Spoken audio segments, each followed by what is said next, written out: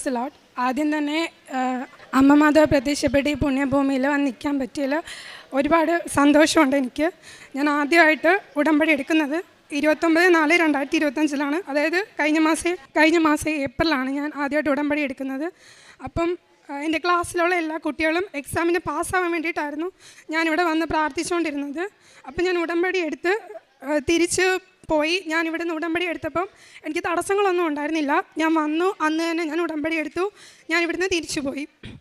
അപ്പം ഞാൻ ഇന്നും പ്രാർത്ഥിക്കുമായിരുന്നു. പൊതുവേ എൻ്റെ കൂടെ ഉണ്ടായിരുന്ന കുട്ടികളെല്ലാം ക്രൈസ്തവരായതുകൊണ്ട് എനിക്ക് ജപമാല ചൊല്ലാനും കൊന്ത ചൊല്ലാനും ഒക്കെ നന്നായിട്ട് അറിയാമായിരുന്നു. അപ്പം ഞാൻ അതൊക്കെ ചെയ്യുമായിരുന്നു നല്ലപോലെ. അങ്ങനെ ഞാൻ ചെയ്ത് ഉടമ്പടി എടുത്ത് ഇവിടുന്ന് പോയി.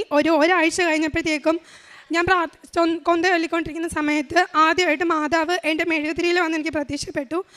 അപ്പം ഞാൻ പോയപ്പോൾ പറഞ്ഞിട്ടുണ്ടായിരുന്നു, എൻ്റെ കൂടെ ഉണ്ടെങ്കിൽ എല്ലാവരും പാസ്സാവുകയാണെങ്കിൽ എനിക്കൊരു അടയാളം കാണിച്ചു തരണേന്ന് ഞാൻ പറഞ്ഞിട്ടായിരുന്നു പോയത്. ഞാൻ പോയി ഒരാഴ്ച കഴിഞ്ഞപ്പോഴാണ് മാതാവ് എൻ്റെ മെഴുകുതിരിയിൽ വരുന്നത്. ഒരു സിൽവർ കളറിലെ രൂപം ആ തിരി കത്തുന്നതിനകത്ത് നിന്ന് തിരിയുന്നതാണ് ഞാൻ കണ്ടത്. അപ്പോൾ എനിക്ക് ഉറപ്പായിരുന്നു എൻ്റെ കൂടെ ഉണ്ട്, എൻ്റെ ആഗ്രഹം നടക്കുമെന്ന് എനിക്ക് ഉറപ്പായിരുന്നു. അങ്ങനെ അത് കഴിഞ്ഞ് ഒരു 2 ദിവസം കഴിഞ്ഞപ്പോഴത്തേക്കുമാണ് എൻ്റെ റിസൾട്ട് വന്നു എന്നുള്ള നോട്ടിഫിക്കേഷൻ കണ്ടപ്പോൾ ഞാൻ ആദ്യം പോയി മാതാവിൻ്റെ മുമ്പിൽ മുട്ടുകുത്തി പ്രാർത്ഥിക്കുകയാണ് ചെയ്തത്. അങ്ങനെ ചെയ്ത് കഴിഞ്ഞപ്പോഴത്തേക്കും ഞാൻ ആദ്യം ചോദിച്ചത് ഞാൻ ജയിച്ചോ എന്നല്ല, എൻ്റെ ക്ലാസ്സിലെ എല്ലാ കുട്ടികളും ജയിച്ചോ എന്നാണ് ഞാൻ ചോദിച്ചുകൊണ്ടിരുന്നത്. അങ്ങനെ എൻ്റെ ക്ലാസ്സിലെ എല്ലാ കുട്ടികളും പാസ്സായിന്ന് എൻ്റെ ഫ്രണ്ട്സ് എൻ്റെ അടുത്ത് പറഞ്ഞു. ഒരുപാട് വർഷം ഞാൻ പഠിച്ചത് ഹൈദരാബാദിലാണ്. ഒരുപാട് വർഷങ്ങൾക്ക് ശേഷമാണ് അങ്ങനെ ഒരു ബാച്ചിലെ എല്ലാ കുട്ടികളും BSc 4th ഇയറിൽ പാസ്സാവുന്നത്. ഞങ്ങളുടെ ബാച്ചിലാണെങ്കിൽ തന്നെയും ഒത്തിരിയും പേര് ഫസ്റ്റ് ഇയറിലും സെക്കൻഡ് ഇയറിലും ഒക്കെ 3-4 പേര് വെച്ചെങ്കിലും ഫെയിലായിട്ട് മാറി നിൽക്കുമായിരുന്നു. പക്ഷേ 4th ഇയർ വന്നപ്പോൾ അങ്ങനെ ഒന്നും ഉണ്ടായില്ല.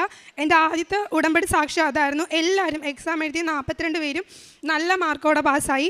അതുപോലെ എനിക്കാണെങ്കിലും എല്ലാ ഇയറിലും ഏതെങ്കിലും ഒരു സബ്ജക്റ്റിന് ഞാൻ എപ്പോഴും ജസ്റ്റ് പാസ് ആയിരിക്കും.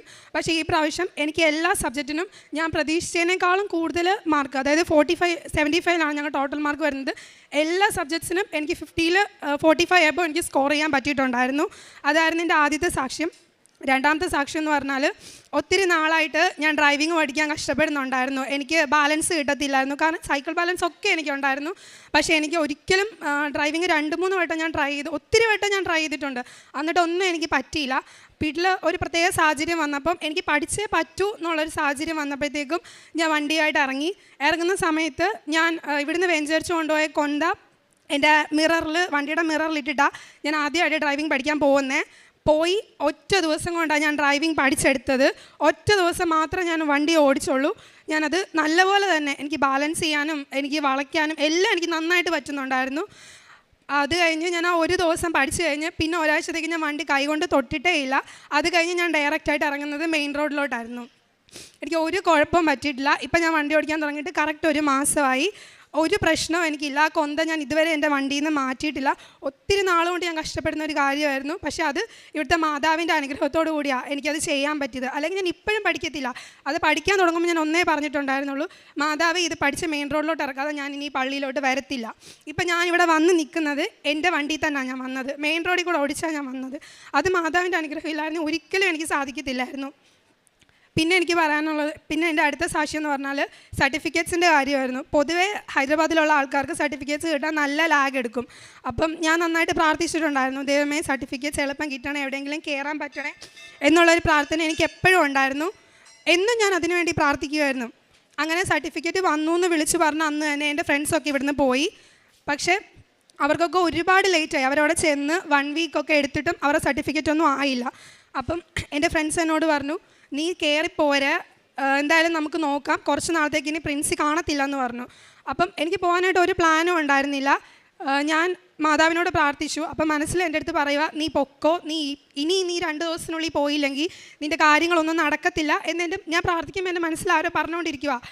ടിക്കറ്റ് നോക്കി, എനിക്ക് ടിക്കറ്റ് ഒന്നും കിട്ടിയില്ല. ലോക്കലിൽ കയറിപ്പോയി ഞാൻ. എനിക്ക് മാതാവിൽ നല്ല പ്രതീക്ഷ ഉണ്ടായിരുന്നു. എനിക്ക് അതിനേക്കാൾ ഉപരി എനിക്ക് ഈശോയിലും മാതാവിൽ നല്ല വിശ്വാസം ഉണ്ടായിരുന്നു. ഞാൻ ഇവിടുന്ന് ലോക്കലിൽ കയറി ഹൈദരാബാദ് വരെ പോയി. ഒരു തിരക്കും ഇല്ലായിരുന്നു.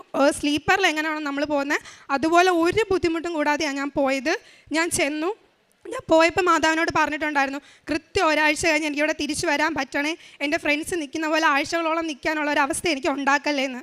അങ്ങനെ ഞാൻ ഇവിടുന്ന് ട്രെയിൻ കയറി. ഞാൻ പകുതി വരെ ചെന്നു. ഒരു തമിഴ്നാടൊക്കെ കഴിഞ്ഞപ്പോഴത്തേക്കും എൻ്റെ ലൈഫിൽ ഞാൻ ആദ്യമായിട്ടൊരു മഴവില്ല് കണ്ടു. അപ്പോൾ എനിക്ക് ഉറപ്പായിരുന്നു എൻ്റെ മാതാവ് എൻ്റെ കൂടെ ഉണ്ട്, എൻ്റെ കാര്യങ്ങളെല്ലാം നടക്കും എന്ന് ഉറപ്പിച്ച് തന്നെയാണ് ഞാൻ പോയത്. 4 ദിവസം കൊണ്ട് എൻ്റെ സർട്ടിഫിക്കറ്റ്സ് എല്ലാം ക്ലിയറായി. ആ സാധനം എൻ്റെ കയ്യിൽ കിട്ടി. എൻ്റെ ഫ്രണ്ട്സൊക്കെ പോയിട്ട് 3 ആഴ്ചയോളം അടുപ്പിച്ച്, എന്നെക്കാൾ ഒരാഴ്ച മുമ്പേ പോയവർ ഞാൻ തിരിച്ച് വന്നു കഴിഞ്ഞിട്ടാണ് നാട്ടിലോട്ട് വന്നത്. ഞാൻ ഇവിടുന്ന് ഒരു വെള്ളിയാഴ്ച പോയി, നെക്സ്റ്റ് ഫ്രൈഡേ ഞാൻ തിരിച്ച് നാട്ടിൽ വന്നു. കറക്റ്റ് ഒരാഴ്ചക്കുള്ളിൽ എൻ്റെ കാര്യങ്ങളെല്ലാം എനിക്ക് സാധിച്ചു കിട്ടി. ഞാൻ ഒരിക്കലും ഇത് പ്രതീക്ഷിച്ചല്ല പോയത്. ആൻഡ് ഞാൻ ചെന്നത് ഒരു സാറ്റർഡേ ആണ്. അപ്പോൾ സാറ്റർഡേ ഞാൻ വൈകിട്ട് ഒരു 4 ഒക്കെ ആയപ്പോഴാണ് കോളേജിൽ ചെന്നത്, 4 o'clock ആയപ്പോൾ ചെന്നത്. അപ്പോൾ എനിക്കത് സർട്ടിഫിക്കറ്റ്സ് എനിക്ക് സൈൻ ചെയ്ത് കിട്ടുമെന്ന് എനിക്ക് ഒരു പ്രതീക്ഷയില്ലായിരുന്നു. എല്ലാവരും പോയിട്ട് എന്നോട് മൺഡേ വരാൻ പറഞ്ഞു. പക്ഷേ എൻ്റെ പ്രിൻസിപ്പൾ പറഞ്ഞു അവൾ അവിടെ നിന്ന് ഇവിടം വരെ വന്നതല്ലേ എന്ന് പറഞ്ഞ് പുള്ളിക്കാരി എനിക്കത് സൈൻ ചെയ്ത് തന്നു. ആൻഡ് നെക്സ്റ്റ് 3 days പുള്ളിക്കാരി ലീവായിരുന്നു. ഞാൻ എന്നാൽ ഫ്രൈഡേ കയറി സാറ്റർഡേ ചെന്നിട്ടില്ലായിരുന്നെങ്കിൽ എനിക്ക് ഒരിക്കലും ആ 1 week കൊണ്ട് എനിക്ക് തിരിച്ചു വരാനായിട്ട് എനിക്ക് പറ്റത്തില്ലായിരുന്നു. അതെൻ്റെ മനസ്സിൽ മാതാവ് തോന്നിപ്പിച്ചതുകൊണ്ട് മാത്രമാണ് ഞാൻ അത്രയും നേരത്തെ ഞാൻ ഇവിടുന്ന് പോയത്. അല്ലെങ്കിൽ ഞാൻ പോകത്തില്ലായിരുന്നു. എൻ്റെ സർട്ടിഫിക്കറ്റ്സ് എനിക്ക് കൃത്യം 1 week കൊണ്ട് എനിക്ക് ക്ലിയറായി കിട്ടത്തില്ലായിരുന്നു. അതിന് മാതാവ് എന്നെ ഒത്തിരി അനുഗ്രഹിച്ചിട്ടുണ്ട്. പിന്നെ ഉടമ്പടി എടുത്ത് ആദ്യം ഒരു 1.5 മാസത്തോളം എൻ്റെ റിസൾട്ടൊക്കെ വന്നു കഴിഞ്ഞാൽ ഞാൻ എന്നും സാക്ഷ്യം കേൾക്കുമായിരുന്നു. ഞാൻ എല്ലാ ദിവസവും കൃത്യമായിട്ട് ജപമാല ചൊല്ലുമായിരുന്നു. ഞാൻ ബൈബിൾ വായിക്കുമായിരുന്നു. അരമണിക്കൂറൊന്നും അല്ല, അതിൽ കൂടുതൽ മാക്സിമം. എനിക്ക് വേറെ വർക്കൊന്നും വീട്ടിലുണ്ടായിരുന്നില്ല, സർട്ടിഫിക്കറ്റ് ഇട്ടാണോ ലാഗ് കൊണ്ട്. അപ്പം ഞാൻ ചെയ്യുമായിരുന്നു. എത്ര തിരക്കാണെങ്കിലും കൃത്യസമയത്ത് ഞാൻ പ്രെയർ കൂടുമായിരുന്നു. 5:30 എഴുന്നേക്കുമായിരുന്നു. പക്ഷെ ഒരു 1.5 മാസം കഴിഞ്ഞപ്പോഴത്തേക്കും ഞാൻ എൻ്റെ ഉടമ്പടി പതിയെ ഞാൻ ഉഴപ്പി തുടങ്ങി. എൻ്റെ ജപമാല ചൊല്ലൽ ഞാൻ നിർത്തി, അതിൻ്റെ ബൈബിൾ വായന ഞാൻ നിർത്തി. അത് കഴിഞ്ഞപ്പോൾ തൊട്ട് എൻ്റെ മനസ്സ് എൻ്റെ കൈ നിൽക്കുന്നില്ലായിരുന്നു. എനിക്ക് ഒരുപാട് പ്രശ്നങ്ങളുണ്ടായിരുന്നു. എനിക്ക് ജോലിയുടെ ആവശ്യത്തിന് പോയിട്ടൊന്നും ശരിയാവുന്നില്ല, വീട്ടിൽ നിന്ന് ഒരുപാട് പ്രഷറും കാര്യങ്ങളും ഒക്കെ എനിക്കുണ്ടായിരുന്നു. അത് കഴിഞ്ഞ് എനിക്ക് മൈൻഡ് ഒട്ടും എൻ്റെ കൺട്രോളിലല്ലായിരുന്നു. ഞാൻ ഇവിടെ വന്നു, ഞാൻ പ്രാർത്ഥിച്ചു. സാക്ഷ്യം പറയാനായിട്ട് തന്നെ ഞാൻ വന്നത്, ഇനി പറയാതെ ഇരുന്നതിൻ്റെ ആയിരിക്കുമെന്ന് ഞാൻ ആദ്യം ഓർത്തത്. ഇവിടെ വന്ന് ഞാൻ ഈ സിസ്റ്ററോട് തന്നെയാണ് സംസാരിച്ചപ്പോൾ സിസ്റ്റർ എന്നോട് പറഞ്ഞു സാക്ഷ്യം പറയാറായിട്ടില്ല, 3 മാസം കഴിഞ്ഞിട്ടില്ല എന്ന്. അപ്പോൾ ഞാൻ സിസ്റ്റർ മുമ്പിൽ നിന്ന് കരഞ്ഞു, സിസ്റ്റർ എനിക്ക് പ്രാർത്ഥിക്കാൻ പറ്റുന്നില്ല, സിസ്റ്റർ എനിക്കൊന്നും ചെയ്യാൻ പറ്റുന്നില്ല. അപ്പോൾ സിസ്റ്റർ എന്നോട് പറഞ്ഞു നീ മാതാവിൻ്റെ അടുത്ത് പറഞ്ഞിട്ട് പോക്കോ, ബാക്കി കാര്യങ്ങൾ മാതാവ് നോക്കിക്കോളൂ എന്ന് പറഞ്ഞു. ഞാൻ മാതാവിൻ്റെ അടുത്ത് ഇവിടെ വന്ന് നിന്ന് ഞാൻ കരഞ്ഞു. ഞാൻ പറഞ്ഞു എനിക്ക് എൻ്റെ ജീവിതം പഴയ പോലെ എനിക്ക് ഉടമ്പടി ജീവിതത്തിൽ എനിക്ക് ജീവിക്കാൻ പറ്റണം എന്ന് ഞാൻ പ്രാർത്ഥിച്ചുകൊണ്ടാണ് ഞാൻ ഇവിടുന്ന് തിരിച്ചു പോയത്. അത് പോയി കഴിഞ്ഞ് ഞാൻ എൻ്റെ ഉടമ്പടി ജീവിതം ഞാൻ തിരിച്ചു പിടിച്ചു. ഒരു ദിവസം പോലും പ്രാർത്ഥന ഞാൻ മുടക്കത്തില്ലായിരുന്നു. ജപമാല ചൊല്ലാൻ മാത്രം എനിക്ക് നല്ല മടിയുണ്ടായിരുന്ന ഒരാളായിരുന്നു ഞാൻ ചില ദിവസങ്ങളിൽ 2-3 ജപമാല ചൊല്ലുമായിരുന്നു, കരുണക്കൊന്ത് ചൊല്ലുമായിരുന്നു, എല്ലാ കാര്യങ്ങളും ഞാൻ ചെയ്യുന്നുണ്ടായിരുന്നു. അത് കഴിഞ്ഞപ്പോഴത്തേക്കുമാണ് എൻ്റെ മൈൻഡ് എൻ്റെ കൺട്രോളിൽ നിന്നത്. എൻ്റെ പ്രശ്നങ്ങൾക്ക് എനിക്ക് ഓരോ പരിഹാരങ്ങൾ മാതാവ് കാണിച്ചു തരാൻ തുടങ്ങിയത്. പിന്നീടുള്ള 2 സാക്ഷ്യങ്ങൾ എൻ്റെ അമ്മയ്ക്കും എൻ്റെ അനിയത്തിക്കുമാണ് ഉണ്ടായത്. പക്ഷെ അവർ വന്നിട്ടില്ല, അതുകൊണ്ട് ഞാൻ സാക്ഷിയോട് പറയുന്നില്ല. പുറത്തേക്ക് പോകാനും ജോലിയുടെ കാര്യത്തിന് വേണ്ടിയിട്ടായിരുന്നു. അത് രണ്ടും എനിക്ക് സാധിച്ചു കിട്ടി. ഇത്രയും സാക്ഷ്യങ്ങൾ എനിക്ക് സാധിച്ചു കിട്ടിയത് സമയ ചുരുക്കത്തിനുള്ളിൽ തന്നെയാണ്. അതായത് 3 മാസത്തിനുള്ളിലാണ് ഇത്രയും സാക്ഷ്യങ്ങൾ ഞാനിപ്പോൾ ഇവിടെ പറയുന്നത്. പിന്നെ പ്രേക്ഷിത പ്രവർത്തനങ്ങളായിട്ട് ഞാൻ ചെയ്തുകൊണ്ടിരുന്നത്, എല്ലാവർക്കും ഞാൻ പത്രം കൊടുക്കുമായിരുന്നു. മാതാവിനെക്കുറിച്ച് ഞാൻ എല്ലാവരോടും പറയുമായിരുന്നു. ഒരു നിമിഷം പോലും മാതാവിനെക്കുറിച്ച് ഞാൻ പറയാതിരിക്കത്തില്ലായിരുന്നു. ഞാൻ എവിടെ ചെന്നാലും മാതാവിനെ അറിയാവുന്ന ഒരാളെങ്കിലും അവിടെ ഉണ്ടാകുമായിരുന്നു. അതായിരുന്നു എനിക്ക് ഏറ്റവും വലിയ സന്തോഷം എന്ന് പറയുന്നത്. എപ്പോഴും മാതാവിനെക്കുറിച്ച് ഓർക്കാനും ചിന്തിക്കാനും പ്രാർത്ഥിക്കാനും ഒക്കെ ഒരു അനുഗ്രഹം എനിക്ക് തരണമെന്ന് ഞാൻ എന്നും പ്രാർത്ഥിക്കുമായിരുന്നു. കുറച്ച് നാൾ ഞാൻ ഉടമ്പടി ഉഴപ്പിയെങ്കിലും അത് കഴിഞ്ഞ് എനിക്ക് എൻ്റെ ഉടമ്പടി ജീവിതത്തിലോട്ട് തിരിച്ചു വരാൻ മാതാവിനെ ഒത്തിരി അനുഗ്രഹിച്ചിട്ടുണ്ട്. പിന്നെ പിന്നെ എനിക്ക് പീരിയഡ്സിൻ്റെ ഒരു പ്രശ്നം വന്നായിരുന്നു. മന്ത്ലി ഞാൻ 2 times ഒക്കെ പീരിയഡ്സ് ആയിട്ടുണ്ട്. അപ്പം എനിക്ക് ഭയങ്കര സങ്കടമായിരുന്നു. ഞാൻ കൺസൾട്ട് ചെയ്യാൻ പോയപ്പം എൻ്റെ അടുത്ത് തൈറോയ്ഡ് ടെസ്റ്റ് ചെയ്യാൻ പറഞ്ഞു. ഞാൻ തൈറോയ്ഡും ടെസ്റ്റ് ചെയ്തില്ല, ഒന്നും ടെസ്റ്റ് ചെയ്തില്ല. നേരെ പോയി ഉടമ്പടി വസ്തുക്കൾ ഉപയോഗിച്ചു. ഞാൻ പ്രാർത്ഥിച്ചു. ഉടമ്പടി തൈലം ഞാൻ എൻ്റെ വയറ്റിൽ തൂത്ത് ഞാൻ എന്നും പ്രാർത്ഥിക്കുമായിരുന്നു. അതിനുശേഷമുള്ള ഇപ്പോഴത്തെ ഈ 2 മാസത്തിൽ എനിക്ക് മന്ത്ലി 1 ആണ് പീരിയഡ്സ് വന്നുകൊണ്ടിരുന്നത്. അതെനിക്ക് പെട്ടെന്നുണ്ടായൊരു രോഗസൗഖ്യമായിരുന്നു. പിന്നെ എനിക്ക് റൈറ്റ് ബ്രസ്റ്റിൻ്റെ സൈഡിൽ എപ്പോഴും ഒരു വേദന ഉണ്ടായിരുന്നു. അതും ഞാൻ ഉടമ്പടി തൈലം തൂത്ത് പ്രാർത്ഥിക്കുമായിരുന്നു. അങ്ങനെ പ്രാർത്ഥിച്ചതിൻ്റെ ഫലമായിട്ട് ഇപ്പം എനിക്ക് അങ്ങനെ വേദനകളൊന്നും തന്നെ വരാറില്ല. പിന്നെ കാരുണ്യ പ്രവൃത്തികളായിട്ട് ഞാൻ ചെയ്തുകൊണ്ടിരുന്നത്, മറ്റുള്ളവർക്ക് മാതാവിനെക്കുറിച്ച് അറിയാനുള്ളൊരു സമയം ഞാൻ എപ്പോഴും സ്പെൻഡ് ചെയ്യുമായിരുന്നു. എടുത്ത് സഹായിക്കാനായിട്ട് എനിക്കൊരു ജോലിയോ കാര്യങ്ങളോ ഒന്നും ഇല്ലാതിരുന്നത് കൊണ്ട് അങ്ങനത്തെ കാരുണ്യപ്രവർത്തനങ്ങളൊന്നും ചെയ്തിരുന്നില്ല. എന്നാലും എൻ്റെ അടുത്ത് ആരെങ്കിലും വരുവാണെങ്കിൽ മാതാവിനെക്കുറിച്ച് അവരോട് സംസാരിക്കാനുള്ള എൻ്റെ സമയം ഞാൻ മാറ്റി വെക്കുമായിരുന്നു. എൻ്റെ കയ്യിൽ എന്താണോ ഉള്ളത് അത് ഞാൻ മറ്റുള്ളവർക്ക് എപ്പോഴും കൊടുക്കുമായിരുന്നു. വേറെ ഒന്നും എനിക്കിനി അതില്ലെങ്കിൽ എന്ത് പറ്റും എന്നുള്ളതിനെക്കുറിച്ച് ഞാൻ ചിന്തിച്ചിട്ടില്ല. അവർക്കത് ഉപയോഗപ്പെടുമെങ്കിൽ അങ്ങനെ പെട്ടോട്ടെ എന്ന ഉള്ള രീതി തന്നെ ഞാൻ ചെയ്തുകൊണ്ടിരുന്നത്. പിന്നെ എൻ്റെ ക്ലാസ്സിലെ എല്ലാ കുട്ടികളും ഞാൻ കൃപാസനത്തിൽ വരുന്നത് അറിഞ്ഞിട്ട് എല്ലാവരും എക്സാം സമയമാകുമ്പോൾ എന്നെ വിളിച്ച് പറയുമായിരുന്നു, ചേച്ചി ഞങ്ങൾക്ക് വേണ്ടി പ്രാർത്ഥിക്കണമെന്ന്. അങ്ങനെ ഒത്തിരി പേർക്ക് വേണ്ടി ഈ കൃപാസനത്തിൽ വന്ന് പ്രാർത്ഥിക്കാനുള്ളൊരു അനുഗ്രഹം എനിക്ക് ഉണ്ടായിട്ടുണ്ട്. അത് ഈശോയുടെ മാതാവിൻ്റെ വലിയൊരു കൃപയാണ് എൻ്റെ ജീവിതത്തിൽ എനിക്ക് തന്നിട്ടുള്ള ഏറ്റവും വലിയൊരു കൃപയാണ്. ഇവിടെ അടുത്താണ് എൻ്റെ വീടെങ്കിലും എൻ്റെ വീട് ഇവിടെ അടുത്ത് തന്നെയാണ്. പക്ഷേ എനിക്ക് എപ്പോഴും ഇങ്ങോട്ട് വരാൻ സാധിക്കുമായിരുന്നില്ല. പക്ഷേ ഉടമ്പടി എടുത്തു കഴിഞ്ഞിട്ട് ഞാൻ മനസ്സിലൊന്ന് വിചാരിക്കുമ്പോൾ എനിക്ക് വരാനായിട്ടുള്ളൊരു സാഹചര്യം എനിക്ക് എപ്പോഴും മാതാവ് ഉണ്ടാക്കി തരുമായിരുന്നു. അതിനുവേണ്ടിയാണ് ഞാൻ ഇത്ര കഷ്ടപ്പെട്ട് ഡ്രൈവിംഗ് പഠിച്ചത്. കാരണം മുന്നേയൊക്കെ വരാൻ മറ്റുള്ളവരോട് ചോദിക്കേണ്ട ഒരു സാഹചര്യമായിരുന്നു. പക്ഷേ ഇപ്പോൾ എനിക്ക് അങ്ങനത്തെ ഒരു സാഹചര്യമില്ല. എനിക്ക് എപ്പോൾ എൻ്റെ മാതാവിനെ കാണണമെന്ന് തോന്നിയാലും ഞാനിവിടെ വരും, ഞാൻ കണ്ടിട്ട് പോകും. പിന്നെ ആദ്യമൊക്കെ ഞാൻ പ്രാർത്ഥിച്ചുകൊണ്ടിരുന്ന സമയത്ത് എനിക്ക് എൻ്റെ നിയോഗങ്ങളെ സമർപ്പിച്ചുകൊണ്ടാണ് ഞാൻ പ്രാർത്ഥിച്ചുകൊണ്ടിരുന്നത്. അപ്പോൾ ഒരു ധ്യാനത്തിൽ ജോസഫ് അച്ഛൻ പറയുന്നത് ഞാൻ കേട്ടിട്ടുണ്ട്, നമുക്ക് വേണ്ടിയല്ല മറ്റുള്ളവർക്ക് വേണ്ടിയും കൂടെ നമ്മൾ പ്രാർത്ഥിക്കണമെന്ന്. അപ്പം എൻ്റെ നിയോഗങ്ങളെ ഞാൻ അമ്മയുടെ കയ്യിൽ സമർപ്പിച്ചിട്ട് മറ്റുള്ളവർക്ക് വേണ്ടി ഞാൻ പ്രാർത്ഥിക്കുമായിരുന്നു. മറ്റുള്ളവരുടെ രോഗങ്ങൾ മാറാനും ഇവിടെ വരാനായിട്ട് ഒരുപാട് ആഗ്രഹിച്ചിട്ട് വരാൻ പറ്റാത്തവർക്ക് വേണ്ടിയും ഒക്കെ ഞാൻ പ്രാർത്ഥിക്കും. അങ്ങനെ വരാൻ പറ്റാത്തവർ ഇവിടെ വന്ന് ബുദ്ധിമുട്ടി വന്ന് സാക്ഷ്യം പറയുമ്പോൾ ഞാൻ ഓർക്കും, ദൈവമേ എൻ്റെ വീട് ഇത്ര അടുത്തായത് എത്ര നന്നായി, എനിക്കൊന്ന് കാണാൻ തോന്നുമ്പോൾ ഓടി വന്ന് കാണാൻ പറ്റുന്നുണ്ടല്ലോ. അങ്ങനെ പറ്റാത്തവർക്ക് വേണ്ടിയായി പിന്നീടുള്ള എൻ്റെ പ്രാർത്ഥന.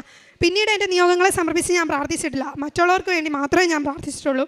അച്ഛൻ എപ്പോഴും പറയും, നമ്മുടെ നിയോഗങ്ങൾ നമ്മൾ മറന്നുപോയാലും ഒരിക്കലും മാതാവ് ഈശോയും മറക്കത്തില്ല എന്ന്. അങ്ങനെ എനിക്ക് സമയചുരുക്കത്തിനുള്ളിൽ ഒരുപാട് അനുഗ്രഹങ്ങൾ എൻ്റെ അമ്മ മാതാവ് എനിക്ക് തന്നിട്ടുണ്ട്. പിന്നെ ഞാൻ ജോബിന് ട്രൈ ചെയ്തിട്ട് എനിക്ക് ഇതുവരെ ഒന്നും ആയില്ല. അപ്പം ഞാൻ ജർമ്മൻ പഠിക്കാനുള്ളൊരു ക്ലാസ്സിന് ജോയിൻ ചെയ്തു. അപ്പം എനിക്കറിയത്തില്ല എന്നെക്കൊണ്ട് ഇതാകുമോ പറ്റുമോ എന്നൊന്നും എനിക്കറിയത്തില്ല. അപ്പം ഞാൻ മാതാവിൻ്റെ അടുത്ത് പോയി പ്രാർത്ഥിച്ചു, മാതാവെ ഞാൻ ജോയിൻ ചെയ്യുക, എന്നെക്കൊണ്ടാകുമോ എന്നൊന്നും എനിക്കറിയത്തില്ല, നീ എൻ്റെ കൂടെ ഉണ്ടെന്നുള്ളൊരു ധൈര്യത്തിലാണ് ഞാൻ ഇതിന് അറ്റൻഡ് ചെയ്യുന്നതെന്ന് പറഞ്ഞു. ഞാൻ 2 ദിവസം ക്ലാസ് അറ്റൻഡ് ചെയ്തു. ഞാൻ ഇങ്ങോട്ട് വരുന്നതിന് 2 ദിവസം മുന്നേ ഞാൻ പറഞ്ഞായിരുന്നു, എനിക്കൊരു അടയാളം, ഞാനിത് ചേരുക, എനിക്കിത് പറ്റുമെന്നുണ്ടെങ്കിൽ ഒരു അടയാളം കാണിച്ചു തരണമെന്ന്. 2 ദിവസം മുമ്പ് തിരി കത്തുന്ന സമയത്ത് ആ തിരിയിൽ മാതാവ് എൻ്റെ അടുത്ത് വന്നു. എനിക്ക് ഫോട്ടോസൊന്നും എടുക്കാൻ പറ്റിയില്ല, എൻ്റെ കൈയും കാലമൊന്നും അനങ്ങുന്നില്ലായിരുന്നു. ഞാൻ ജപമാല, ഞാൻ ഇവിടുത്തെ ഈവനിങ് പ്രെയർ പ്രാർത്ഥിച്ചുകൊണ്ടിരിക്കുന്ന ഒരു സമയമായിരുന്നു. അപ്പം എൻ്റെ അടുത്ത് വന്നപ്പോൾ എനിക്ക് ഉറപ്പായിരുന്നു എൻ്റെ കൂടെ മാതാവുണ്ട്, എന്നെക്കൊണ്ട് ഇത് പഠിച്ച് പോകാൻ പറ്റും എന്നുള്ളതിനെക്കുറിച്ച് എനിക്ക് ഒരു ഡൗട്ടും ഇല്ലാതെ തന്നെ ഞാൻ ക്ലാസ്സിന് ജോയിൻ ചെയ്തു. ഇപ്പോൾ എൻ്റെ 3 ക്ലാസ് കഴിഞ്ഞു. എനിക്ക് അത്യാവശ്യം സിമ്പിളായിട്ടെല്ലാം പഠിക്കാൻ പറ്റുന്നുണ്ട്. ക്ലാസ് തുടങ്ങുന്നതിന് മുമ്പേ ഞാൻ മാതാവിൻ്റെ അടുത്ത് പോയി പ്രാർത്ഥിക്കും. ഞാൻ ആ സബ്ജക്റ്റ് ജർമ്മൻ എഴുതാനെടുത്ത ബുക്കിൽ ഞാൻ ആദ്യം പെന്നുകൊണ്ട് എഴുതിയത് കൃപാസന മാതാവേ എന്നാണ്. അത് കഴിഞ്ഞിട്ടാണ് എൻ്റെ ലാംഗ്വേജ് ഞാൻ എഴുതി സ്റ്റാർട്ട് ചെയ്യാൻ തുടങ്ങിയത്. ഇപ്പം എനിക്ക് വലിയ ബുദ്ധിമുട്ടായെന്നൊന്നും തോന്നുന്നില്ല, എനിക്ക് പഠിക്കാനൊക്കെ പറ്റുന്നുണ്ട്. എനിക്ക് ഒരുപാട് അനുഗ്രഹങ്ങൾ ഈ 3 മാസത്തിനുള്ളിൽ അമ്മ മാതാവ് എനിക്ക് തന്നിട്ടുണ്ട്. അതിനൊക്കെ ഞാൻ ഒരുപാട് അമ്മ മാതാവിനോട് ഈശോയോടും ഒക്കെ നന്ദി പറയുന്നു. പണ്ട് തൊട്ടേ എനിക്കൊരടുപ്പം ഈശോയോടായിരുന്നു. അപ്പം എൻ്റെ ഫ്രണ്ട്സൊക്കെ പറയുമായിരുന്നു, ഈശോയുടെ അടുത്ത് എത്താൻ ഏറ്റവും നല്ല വഴി മാതാവാണ്. പക്ഷേ ഇവിടെ വന്നു കഴിഞ്ഞാൽ എനിക്കത് ഉറപ്പായിട്ടുണ്ട്. ഞാൻ അതുകൊണ്ട് ഇപ്പോൾ ഏറ്റവും കൂടുതൽ പ്രാർത്ഥിക്കുന്നത് മാതാവിൻ്റെ അടുത്താണ്. അപ്പം എനിക്ക് ഇത്ര അനുഗ്രഹങ്ങളൊക്കെ തന്ന മാതാവിനും തിരുക്കുമാറിനും ഒരുപാട് നന്ദി പറയുന്നു.